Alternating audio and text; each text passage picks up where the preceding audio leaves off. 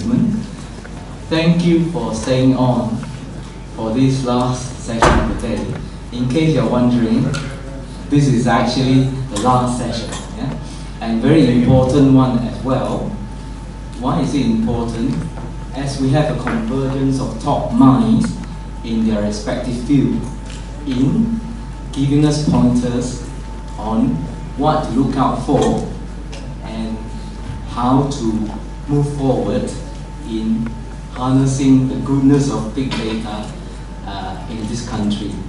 Okay, perhaps I would like to make a start by introducing myself. My name is Lai Nai Ming. I'm a pediatrician by training, and I have a research focus that is pulling data of some sort. My focus is meta-analysis, putting together data from clinical science in a particular method called Cochrane method, and maybe you heard before, maybe you haven't, but as there's no way compared to the bigness of the scale that's been mentioned throughout the day. Now, perhaps I will start by just having an indication from the audience. Among the audience, can I have a show of hands? Those of you who are currently actually involved in looking at big data that's described by the panel in your day-to-day job. Day-to-day? Yeah. How many of you are currently looking at handling big data in your day-to-day endeavor, a day-to-day job? Days a week. Okay. Oh, a fair few. You're too tired to raise your hand full swing, so I can't see. Okay. Now, among those fair few, how many of you are doing this under a research grant? None. Okay. None. One. Okay. We have one and not nil, and that's good. Now, maybe backtrack a little bit. Now, among the audience, how many of you do not own a smartphone? Fine, right? One. Fine. We have some sort of baseline. So we know that in Malaysia, where routine use of big data is just at its infancy, but everybody is involved in generating big data day-to-day basis. So perhaps I would like to invite the panel first to give us your pearl of wisdom from your own setting as to what the major challenges are to see in this country in using big data from your own perspective. Maybe we can start with Dr. Azlan. Thanks, Dr. Lai. I think based on what we've been listening from first Professor Morris' experience in Scotland, it looks as though there's still a lot of gap or a lot of things that we need to achieve in the country. For us in SOCSO, there's still a lot of information that we probably need to get or harness the information so that we can plan better. We have shown earlier that we have issues with increasing compensation and also the risk of the compensation. In fact, it's also increasing as well, especially in non-communicable diseases. Therefore, I think that using big data will probably benefit maybe us and also all the stakeholders in the nation's health as well, to come up with a proper or a suitable prevention strategy. Because, like I said earlier as well, although we are in the compensation business, when our compensation is at risk, we are thinking of prevention as well as rehabilitation. And the strategy to that is really something that needs to be thought of, and also getting at this new way of getting information.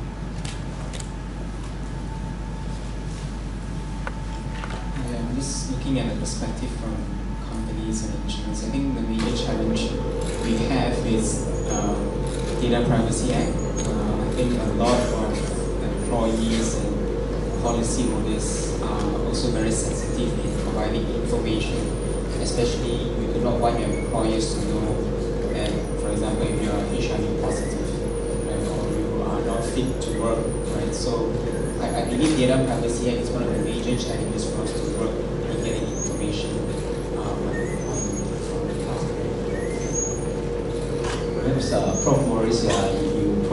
tell us the situation in Malaysia. Perhaps we'd like to, like your view, having walked that far in the path in big data, tell us what we should anticipate as the biggest challenges in making use of big data, starting with this initiative. So a few random thoughts. First of all, I don't like the phrase big data. It's jargon, isn't it? I think what we're trying to do is use the flow of data through information, to knowledge, to improve lives of patients and populations. So I think there's a very important narrative. So my suggestion is you rename this conference. Because I think Dr. Goh quite rightly emphasized, nobody knows what big data is. So I think the first point is we're trying to harness information, turn it into knowledge, to improve lives, and make lives better. So I think that we should demystify the phrase big data, suggestion. Secondly, would be to acknowledge this is going to be a long-term game, and we've been at this. Well, the guy who established this community, this number for healthcare and linkage, he's still alive. He introduced it in 1975, so that's 41 years. This is a long-term game. So acknowledgement that it is a long-term game, and that you need to build strategic partnerships to deliver with the public at their heart is going to be a very important message. Thirdly, is not to beat around the bush and say it's about trust and working with patients and citizens to work out trustworthy methods of delivering this agenda. And lastly, it's about thinking what skills, capacity, and capacity building in this space is really important, so that we nurture a generation of talent and expertise that can work in this space. Demystify would be my initial thoughts. So I think I agree actually. Big data I think is much ado about nothing. It's been around for a long time. It's a new name for an old thing. And for a long time, big data has been just about the technology of dealing with data, not the outcome that would affect people's lives. And I think we're now starting to see data applied to analytics and generating outcomes, right? The question that you asked, what do I believe is an obstacle to organization? And I think it's just organizational inertia, right? People are waiting for their data to get to a certain point, where suddenly it makes sense to apply analytics. And the real issue is that the data is going to be there. You don't have to worry about it. I mean, data is growing like crazy. Whatever data you want, whatever data you're looking at, whatever data set you're interested in, it is going to grow. The question is, are you going to be ready with your systems and your solutions and your ability to deal with that data? So, don't wait. Put your systems and your solutions in place. The data will definitely follow right along if it's not already there. So, I think this is a very difficult question, but I'm going to go very basics. Based on my personal experience handling this project, I think the biggest task has always been misunderstanding and miscommunication. When we first started with Snowmat City, it took me 3 days to understand each other in Mimos. Before we speak the same language and we talk to the stakeholders. It sounds very funny, but this is true.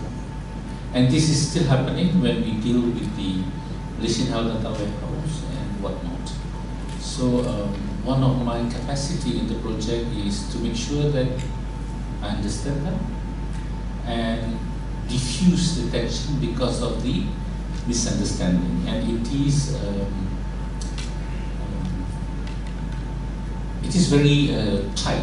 I call it very tight because we are not trying to work each other, and within Mishra we have so many disciplines, and in MIMOS also they have many disciplines, and to go into MIMOS and to make them understand what you are, and for you to understand what they are is not a simple task. So to me, the biggest simple challenge should be understanding each other and appreciate that differences, and that is always, and that is one of the reasons why every time I do my presentation, it's always the consideration, context. In what context are we talking? Because in MIMOS sometimes we fight for days, only to realize that one is talking chicken and the other one is talking ide, and that's it. Thank you for the panelists. Perhaps it's now time for the floor. We're ready to take questions. When you ask a question, appreciate it if you say where you come from and who would you like to direct the question to, one or more than one panel member. Okay, you can start taking question now from the floor. Medical research Kuala Lumpur. Our interest in big data is twofold. One is on clinical related data, because we, and the other one is on genomics data. And it seems to me that these two seems to be still quite two different worlds. In fact, I was asked tomorrow and the day after there's a big meeting on precision medicine. It's organized by Sunway, I think, university, where they bring top people from around the world to talk, and many people here are not really linked to that group as well. Because I think precision medicine could be one of the main big areas of using of this big data as well. But how to integrate this to that to what we're doing now? I think Dr. Khalil gave a good talk about how the my data warehouse is being developed. We are developing the MOH biospecimen bank, collect high quality data. We're doing genome sequencing and things which will generate lots of data. And the data management part, actually, one of the things we need to think about at this stage as well, early stage of development, because I think that if everything is developed without knowing the other part, then communication and not interpersonal communication, but maybe the data linkages could be actually problem here. So maybe people in the audience could share the experience of linkages about data, infrastructure, etc. What we need to think about, especially genomics and basically. We'll touch on one part. We heard it, I think, in many different contexts. The multidisciplinary kind of context is extremely important, and I'll go even as far as to say that it's not just multidisciplinary within the medical and healthcare, kind of subject areas, but going even beyond. To be very frank, I mean, some of the applications for Watson to oncology was almost accidental because the technology was being developed for banking, right? But the fact that that relationship was made through Sloan Memorial and some of the researchers there really kind of opened up a new avenue. So I think that multidisciplinary, bringing different sets of data, as you said, the genomic data, the clinical data that today are probably investigated, separately by different groups of give and scientists. Bringing them together, I think you'll find the richness of that collected data is something that will give great results. So I think the point is very well made, and human nature is to fragment and silo. That's just the history, especially in medicine. So I think this point about building interdisciplinary teams to address the issue is going to be vital.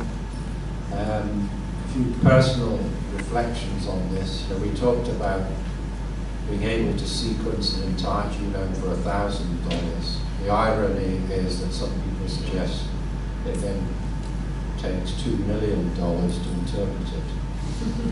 The challenge here, actually sequencing is now a commodity. It's a service.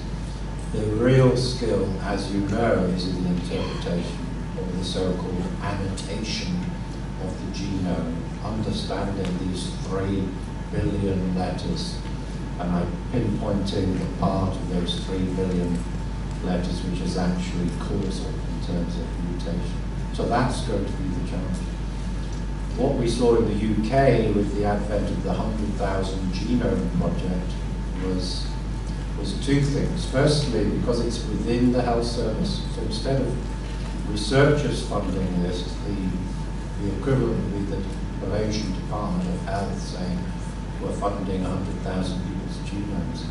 So it forged the clinical and research communities together to actually focus on the workflow from sample, from taking of the sample all the way through to feeding the report back into the electronic health record. And that would be a molecular report flowing back in. The second thing it did is spawned a lot of startup companies. A lot of these academics established startup companies to actually annotate the genome, because there's a real need in the bioinformatics.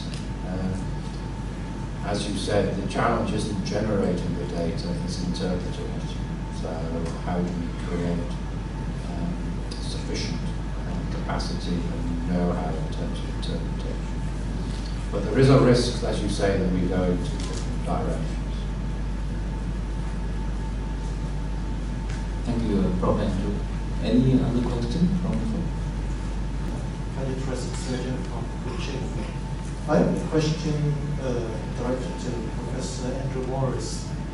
I was at a big data seminar sometime last year, and I was listening to some presentations on using big data to recruit patients into clinical trials. And one of these presentations made use of data from a clinical registry to screen patients for inclusion in the trial from the data in the database from the inclusion and exclusion criteria. I just wondered whether you have the data in Scotland has evolved to such a stage where you are able to do this, and what your thoughts are based on sending invitations by email to these patients to take part in clinical trials, getting informed consent electronically. Do you think this might be a way forward in terms of recruiting thousands of patients into clinical trials, or do you think this might be a step too far? Good question. I'd be interested in the audience's views on this. The issue you're targeting is consent for consent. The bottom line is we have a digital footprint of a lot of citizens, of 5 million people in our own case in Scotland. Should we be able to use those data to screen eligibility criteria in a clinical trial, then the phrase we use is cold call them. In the UK, we have a lot of people who phone you at 6 o'clock at night trying to sell you double glazing. It would be air conditioning here, I guess. Did you have the same problem? Yeah. So there's still controversy in the UK. For example, UK Biobank of 500,000 people wrote out to people cold and said, would you come and participate in the study? The uptake was 9%. So if you cold call someone and you have no relationship with that individual, the recruitment rates plummet. So our approach in Scotland, or it'd be interesting to know, is a hybrid one. We say we do want to screen your electronic medical record to assess eligibility, but we create consent for consent registries. So this share registry, you can all register on it. If you're ever in Scotland, you can participate in a clinical trial. Is of 100,000 people. We want to get 1 million people onto that, and they have consented for future contact and use of their data to assess eligibility, although we don't know what the trials are today. And I think that's a middle ground. And in the public, 97% sign up. The whole you read the start. Yeah, that's right. We'll get you into a trial. So it's a tricky. I think that to assume consent and then to cold call is probably a step too far, as my sense. What would you do here? Maybe I put up a poll for you. How have a show of hand if those of you are ready to give consent through email for a particular trial. Let's say to look at your electronic health record. How many of you consent to being a participant trial through email? Sent by who? Email sent by who? Sent by the trial, sent by Someone you don't know. sent by someone here. No, then you respond. Dr. Go, Dr. Go's one of the Dr. Go's. Sent by Dr. Go 90%. Well, just now I saw about 1/4, and so there's some convincing to do, but promising. Yeah. Some more questions. Thanks. It's just that from our side, which is actively conducting clinical trials, we don't do a cold call because some of the population feel that that's a little bit uncomfortable when they get called and said, would you mind taking, using your medical records to participate in a clinical trial? Almost always the response is, how did you get my medical records? Yeah, and that would be quite challenging, especially in the public sector. So what we do typically is either we screen and recruit from those already are in as a patient, that means already have disease. But for those who are healthy individuals to participate in clinical trials, we have to go out and run roadshows and to ask whether they are participants. For example, this week we are actually at a university to try and ask any of their staff or students or postgraduates are interested to participate in a clinical trial, to volunteer as a clinical trial. So that's the answer to that. Actually, I was going to ask a question regarding the policy and the advantage of having a unified system.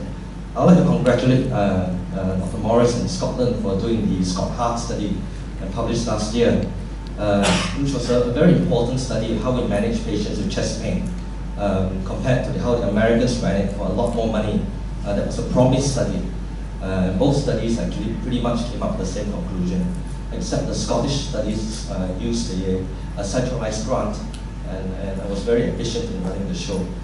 And for us, as a site also run cardiac CT and cardiac MRI in the public sector, we also face challenges in how to undertake these multi-center studies in Malaysia. For cardiology alone, in Malaysia actually has 5 different service providers: the Ministry of Health, the Ministry of Education, the Ministry of Finance, private hospitals which are run in chains, and private hospitals which are standalone.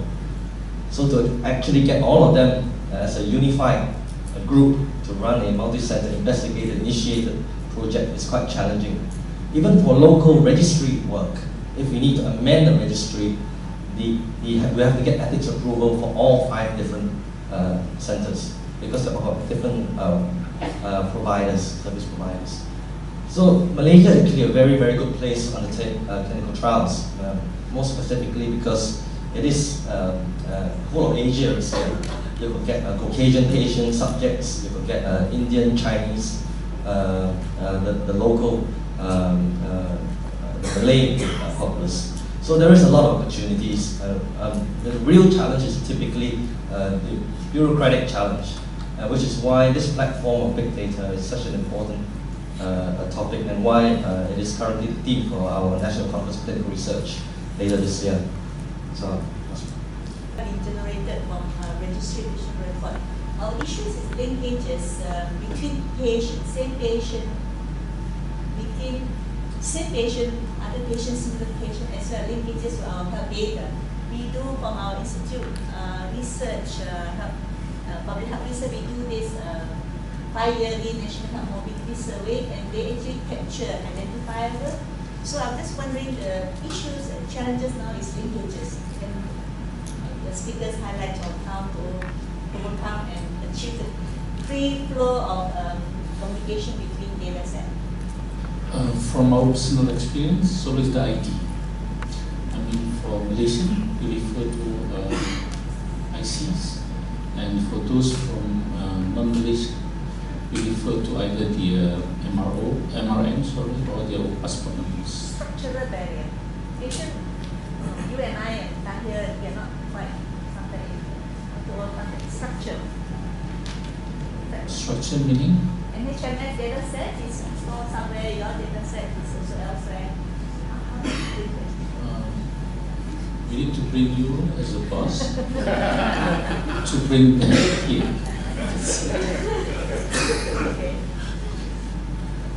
It's all about policy, I suppose. If the policy says yes, I think the technology is there to do such things. So I don't foresee any issues.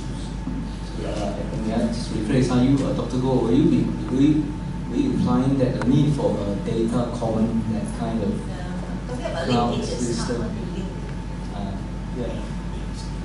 how to link. What's your comment on that problem? Is there a sort of data common already in this problem? So it depends on the data sets.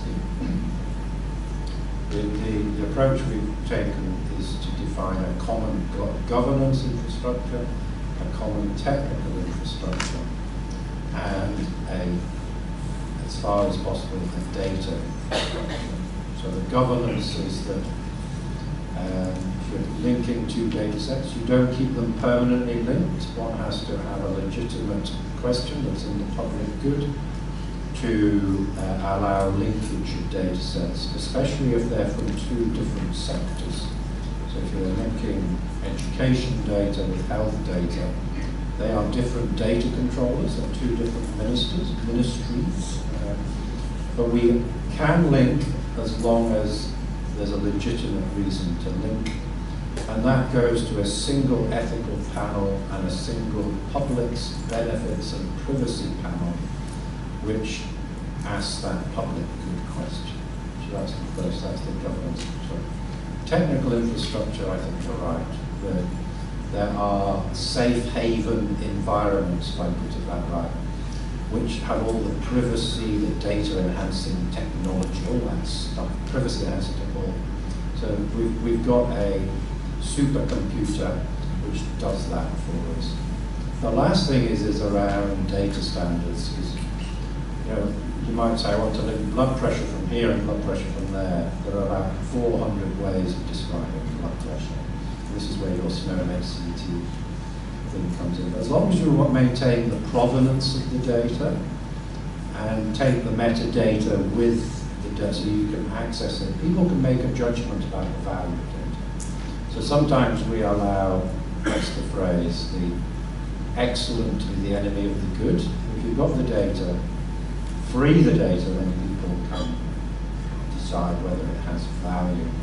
In terms of linkage, we have deterministic linkage, which is where you've got a single ID. But probabilistic matching algorithms are pretty good actually. So if you in the UK, 2.3 items of information are individual on it, is the median to make you an individual. So I was looking you up and I put your name in and IBM, and there's only one person like you in the world. So it shows you we are amazingly visible on 3 bits of information. I also put beard in, and that made me very. Although when I entered the United States, they showed me 3 pages in immigration of Simon Thomas's. So go figure. But going on the point of linkages again, I think Dr. Morris keeps saying he's not a big data guy, but I think from what you're talking about, you're quite a big data subject matter expert. So let me tell you, this idea of linkages a few years ago was all about finding some sort of unique ID, like everybody's got to have the same IC, everybody's got to have the same passport. But one of the wonderful things with the amount of different types of data available today is we don't need that anymore. In many systems, we can make a relationship between two data sets based on various factors that are common between those. So we can look at, say, social media behavior, right? We can look at telephone records, and we can look at travel patterns and identify an individual just as easily as if we had the person's name, right? So the technology is really making the job of, associating data very much more, straightforward. But it's, to Dr. Kelly's point, it's the policy side and the safe haven, right? It's very dangerous, obviously, and not something to be taken lightly, but it's the policies around the use of data and the venue that you can operate safely in that are probably the biggest inhibitors.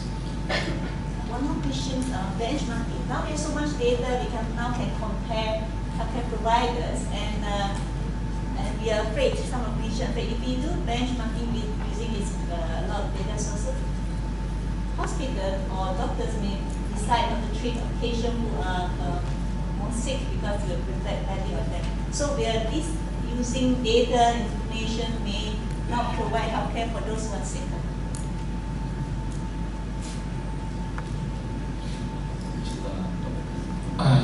PIK has been blessed because recently Ministry of Health established what they call Malaysia Healthcare Performance Division, and it lessened our burden. We are no more information manager, we are the data manager.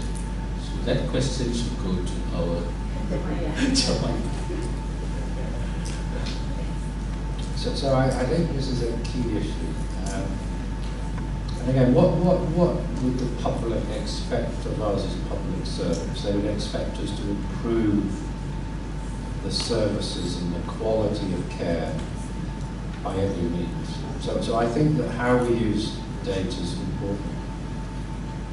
And if we use data for judgment, then this is going to unravel. So we haven't really talked about quality improvement here and how we feed data back. There's no doubt that we need systems that systematically can identify outlier performance when there's a systematic issue in quality. But 98% of the time, these data needs to be used for improvement. So mapping this on to the 6 domains of quality, which are efficiency, effectiveness, patient-centeredness, timely care. That's how we should be using data. So this is an improvement discussion, not a judgmental, because otherwise people will run for the hills and they won't want to share their data and care won't improve. So I think that how this is positioned is very important. So we haven't really talked about quality improvement today, but that sits at the heart of this.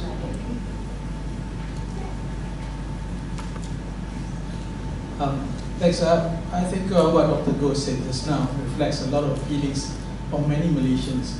When we launched our health screening program in 2013, a lot of questions actually been asked.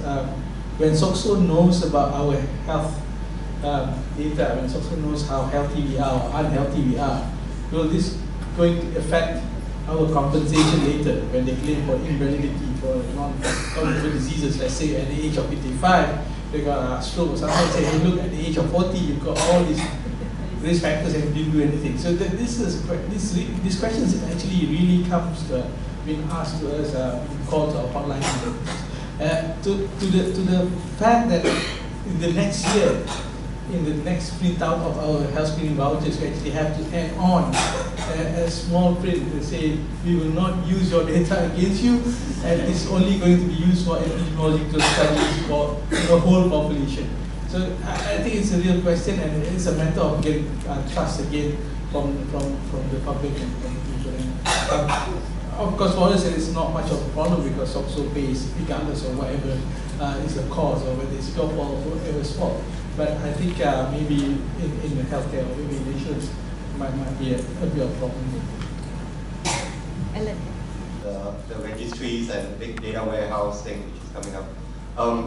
Do you think that, and perhaps the purpose of it also that so that these data can be used for big data analytics data, do we need to get explicit consent for everybody who participates, or allow at least an opt-out situation clause or something? And that and should we also just ask individuals whether they are willing to be contacted again for studies? Then that allows the them to be having this so-called cold call, which is not so-called. So that's the question. And the other consent from, if you're running a company, from an employee to disclose information. So I think a lot of insurers, some of the third-party providers are facing this because not only the company needs to address that from a company's perspective, the company needs to assure insurers that they have got explicit consent from the employees to release this data. So how a lot of insurers get around this is you have a cashless facility, which is a medical card. So whenever a person uses medical card to a hospital, when you show a medical card to get admission, to get a guarantee letter, you sign on a form. And in the form, in that, they call it the 5 lines, right? So read it, it's your explicit consent. But how about those who don't use the medical card? Where do you get explicit consent to use the information? So I think the major challenge now, if you talk about this thing about big data, you're only touching those who touch medical. But those who doesn't use medical, those who go for health screening, who go to the lab for health screening, where do you get this information? Because you can't, because obviously the Data Privacy Act do not allow you to get information. So that means, I don't know how is it in the case, so like for those, because like you want to collect for government hospitals because it's not under the Privacy Protection Act, but should they have this clause which then every patient would then sign saying that they are okay for that? And okay, so this is a very complex area. First comment I would have is consent is a very blunt instrument and is not fit for purpose. Now, I might consent for my personal details to relate to you for a specific clinical purpose. I may not consent the same information being disclosed to Professor Thomas or to you at a different point in time. So it's a consent. You should invite Baroness Honora Anila, she's a world expert on consent. It's a very blunt instrument. We take an approach that consent is part of a wider process, but it's a combination of consent, authorization, and anonymization. And you need to use a more complex set of instruments to actually create a trustworthy system. The problem with consent is that, firstly, apathy. People just won't bother. And secondly, probably more concern is the hard to reach groups. People who have the most healthcare needs are often the least likely to participate in the consenting process. And when we're looking at population health, if 10% of the population is opting out, we'll get the wrong answer. To be honest, we could get the wrong answer. So our approach is about public participation in defining how we set up our systems, public awareness, so we communicate what we're doing with information, the questions we're asking, how we safeguard the data, but have an opt-out rather than a opt-in. I think opt-in is just, it's currently very challenging and actually too blunt to actually deliver quality service. And I think one of the means that a lot of organizations, governments included, apply to get around consent is anonymization, so masking of data. But again, we have to be very careful that there was an example in the United States, retail organization that ran analytics on completely randomized data.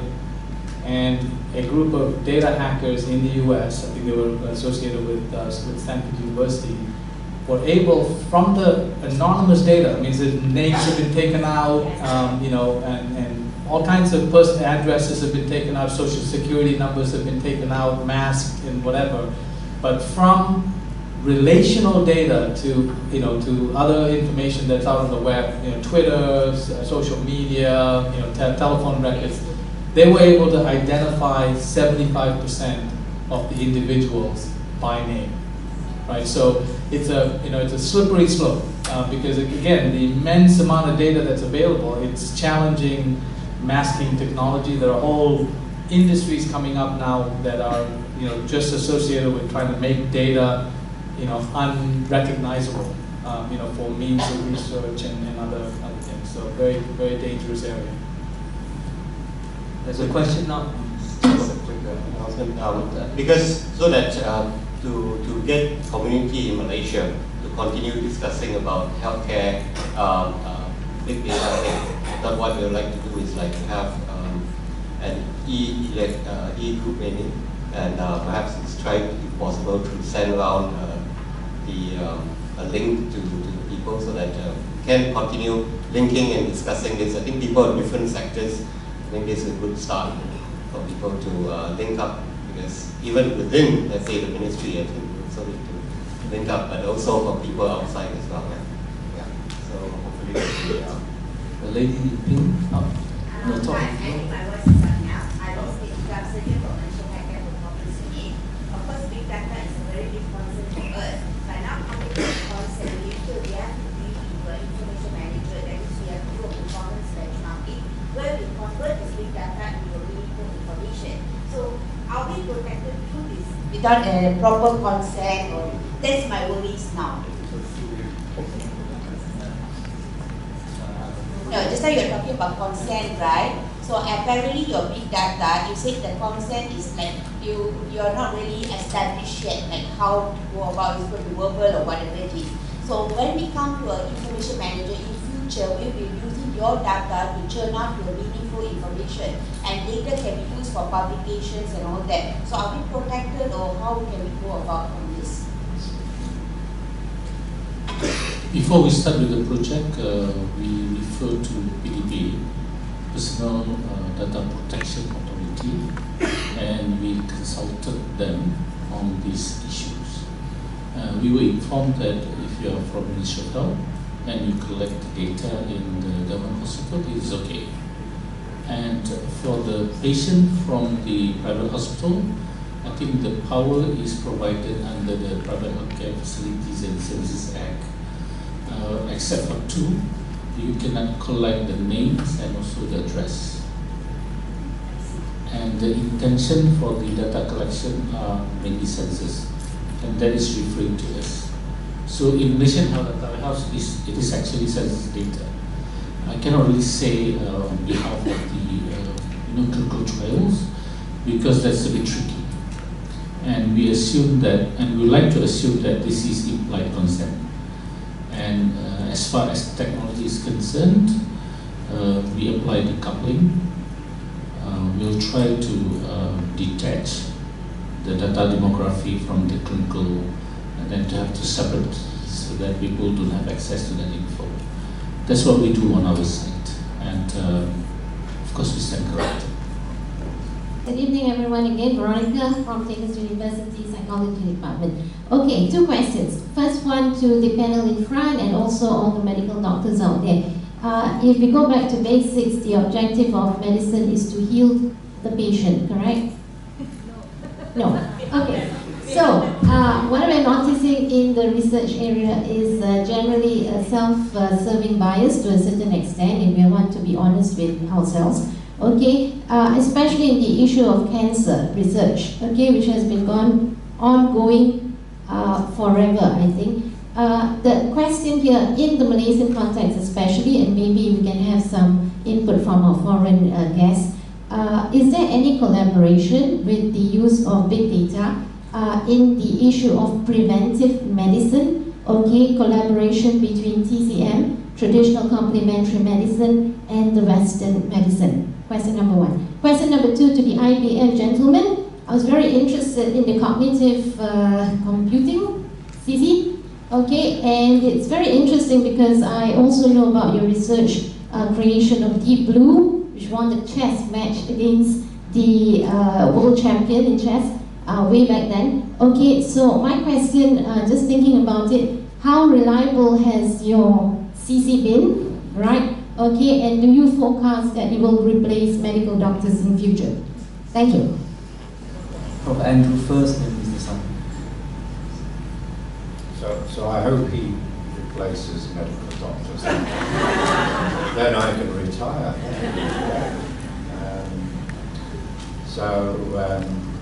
What was it? The second question was so good, I can't Preventive medicine. I can't comment on traditional medicine, although I know that a lot of big data applications to compound screening and target validation is a huge industry, especially in pharma. So,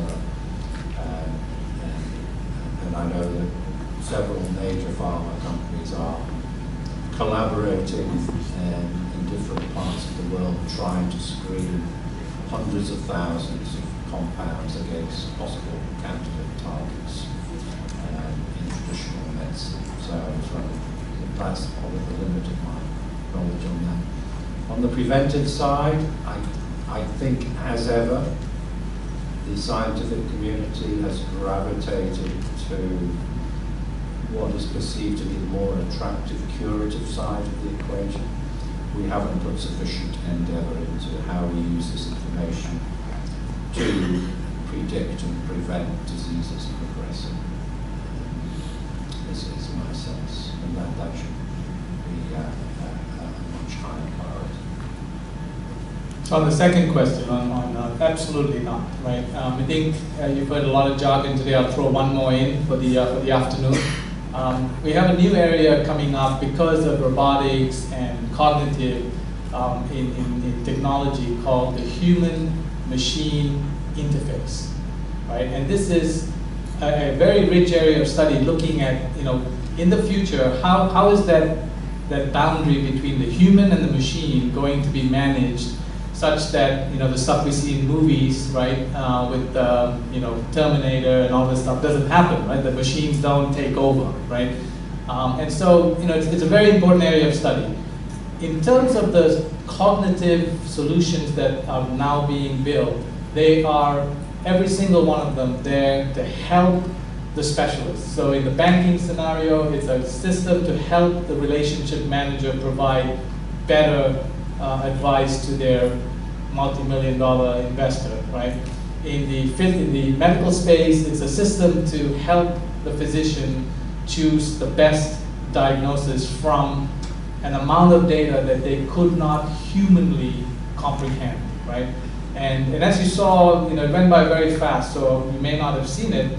In the actual solution in the system, at every step in the way, the physician gets to interrogate where the computer got its, hypothesis from. So you can go in and look, and if you don't believe that whatever that evidence is, valid, you take it out, and then it works on another solution. So it's there to help for sure, and I think we're a long way from a computer taking over from humans, other than these little machines that roam around carpets and clean themselves, right? So, but again, the Japanese might prove me wrong very soon because they've got some amazing advances in robotics.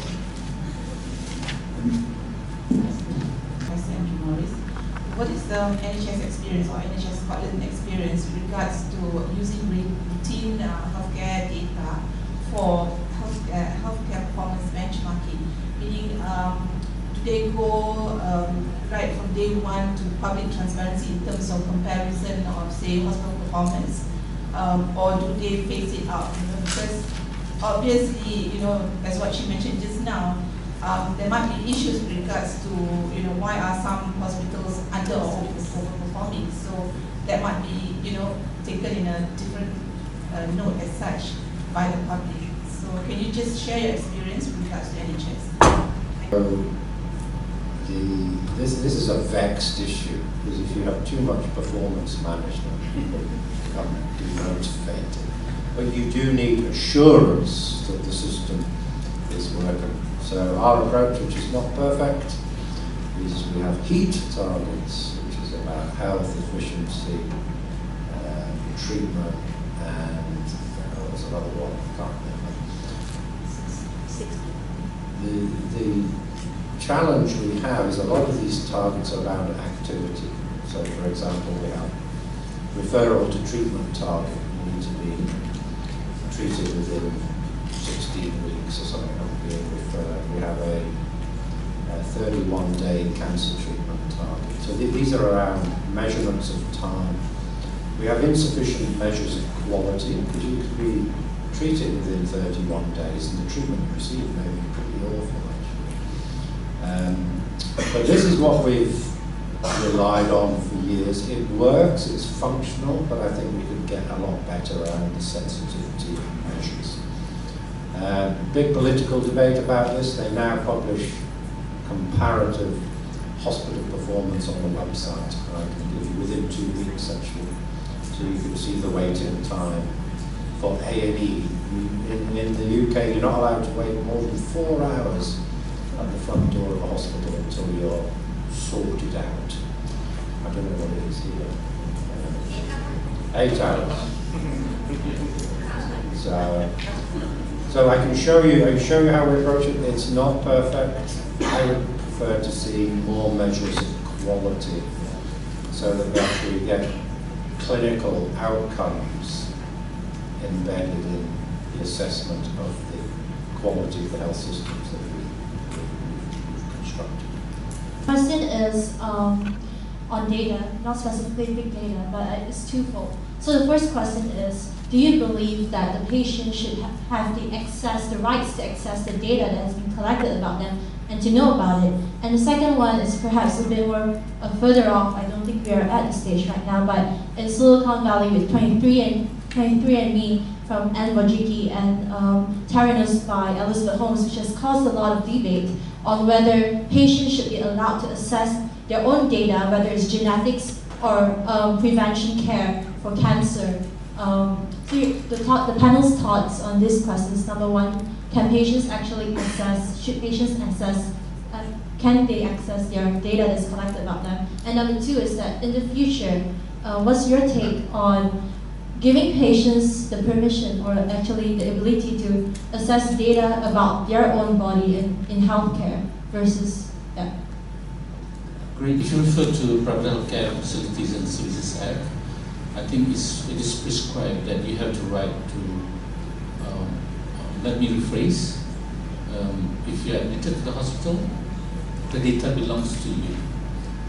But the whole package of medical record belongs to the hospital. And whoever wants to access the record, they need your permission. But the hospital is responsible for the upkeeping and whatnot. While you are in the hospital, all the doctors who take care of you or nurses, they have access to your notes, but not when you are discharged. They need your permission to get access to the record once you are discharged. What you provide to us is only not the whole record, but a summary of records, and that is for the census use. Census are published. We know about your lifespan.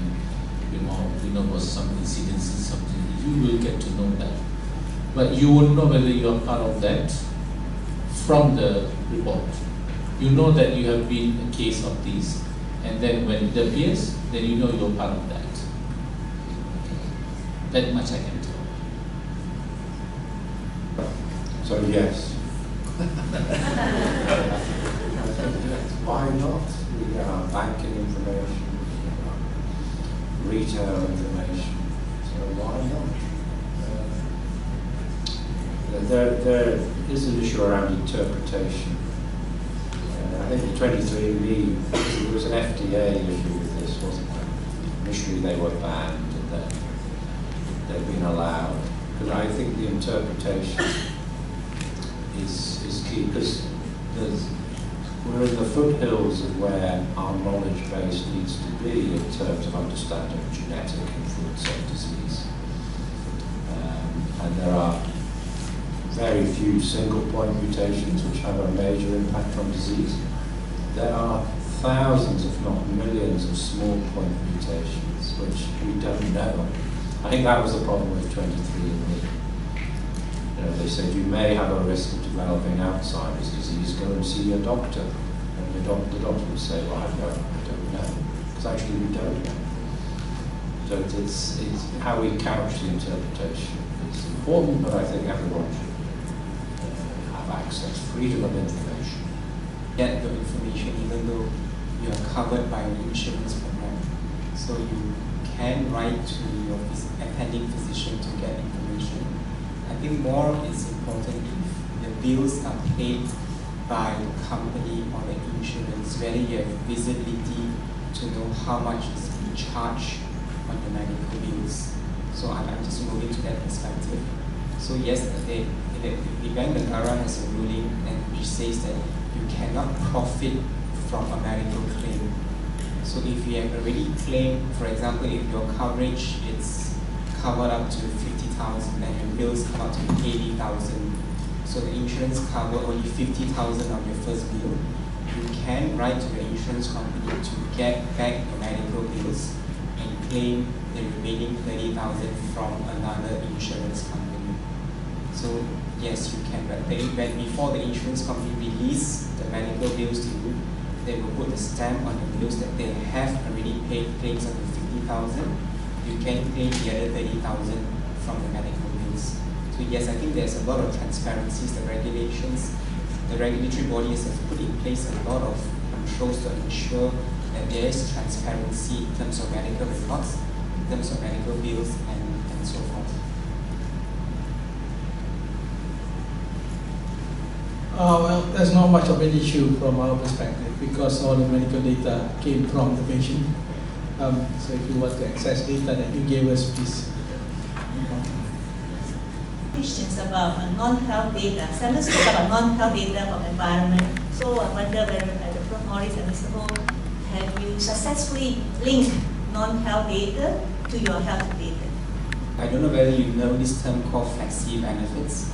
Flexi benefit works because now we are having a very large young population into the workforce. And you know, young population, I think most of you will still say, if you join the workforce, medical benefits is the last thing you like, right? Because you think you're infallible, you won't die tomorrow, why give me medical benefits? So a lot of organizations move the benefits to give you what you want. So you can flex your benefit, you can move to a very low medical coverage and use whatever benefits to turn into points that you can purchase things like smartphones. You can go for holiday using the company benefits and so forth. So where a lot of organizations are moving is they're moving benefits to touch a lot of these non-medical things. And it's very, very interesting when you talk about big data. So we also study what are the trends. Why are people spending on benefits? What are they spending on? How much are they spending on like gym subscription, health screening? Are they using it for TCM? Insurance don't cover TCM, traditional medicine. Do they use it for that? Do they use it for other purposes? So when we look at the organizations, how much are being spent on all this, and how do we tie all this together?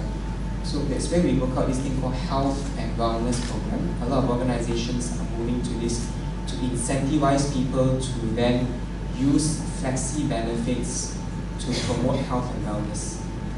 If there are companies that as long as you go for health screening, they will give you flex points. Don't care whether what is the result, or some organization, as long as you maintain your BMI, as long as you maintain your diabetic scoring or whatever, you get points. Why? Because they want you to screen your health and make sure you maintain. So a lot of organizations are moving to this now because there's no end to medical inflation. There's no end to paying medical costs. So they're spending more money in front to go for prevention. I'd rather spend money to make my employees healthy, productive, than to spend on costs. So yes, you're right. A lot of companies are moving to that direction, prevention, and moving more of their resources, even financially, to target on this. So there are a lot of information we're getting. How many populations at each age band and which geographies and which population are spending on what sort of thing. And I tell you, insurance companies will pay a lot of money for this information. Just let me tell you, for example, if you know this population travels a lot, they will send you travel insurance policies, right? This is way of selling. If they know you buy a lot of handphones every year, they'll sell you, so insurance companies are also using this to also look at other aspects of revenue generating as well. So as I mentioned, whether you term this big data or information gathering, the key thing is people are using information and data to make an intelligent and informed decision. Because there is a lot of things you can tell from this data.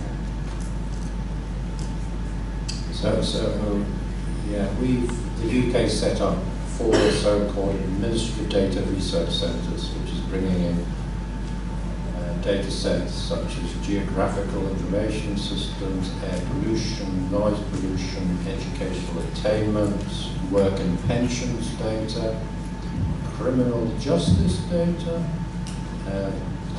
Again, there's very, very secure linkage on a project-by-project basis. An example, caesarean section. Is that common in Malaysia? Yes.